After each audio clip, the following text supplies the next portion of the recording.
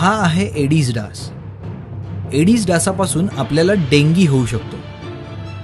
डेंगीशी मुकाबला करण्यासाठी डेंगीचा प्रतिबंध केला पाहिजे, कारण उपचारापेक्षा प्रतिबंध कधीही चांगला। डासांना संपवा, डेंगीला हटवा। घरात किंवा घराच्या आजूबाजूला स्वच्छ पाणी साठले की त्यात डास अंडी घालतात आणि केवळ 7 दिवसात त्यातून नवीन डास तयार होतात। रुग्ण व्यक्तीस ताप येण्याच्या 1 दिवस आधी आणि ताप आल्यानंतर 5 दिवस विषाणूंची संख्या मोठ्या प्रमाणात असते।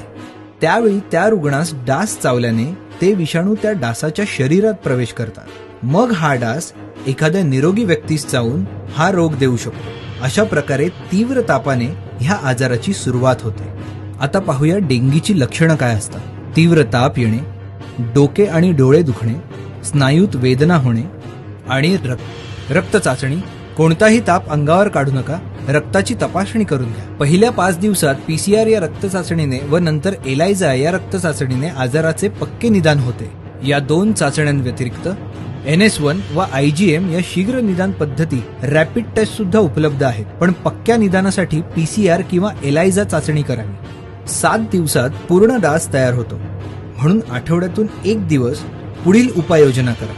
तसेच वैयक्तिक संरक्षण उपाय दिवसाही करावे। गप्पी मासे अळीचं कोष खातात। हे मासे पाण्यात सोडल्याने मोठा प्रतिबंधक उपाय होतो। तर यावर उपचार काय आहे? या आजारासाठी उपचार नाहीत, फक्त लक्षणांनुसारच उपचार करता येतात। त्यामुळे प्रतिबंध हाच चांगला उपाय आहे। ॲस्प्रिन, डिस्प्रिन यासारखी औषधे घेऊ नका। डॉक्टरांच्या सल्ल्यानुसारच औषधोपचार करा।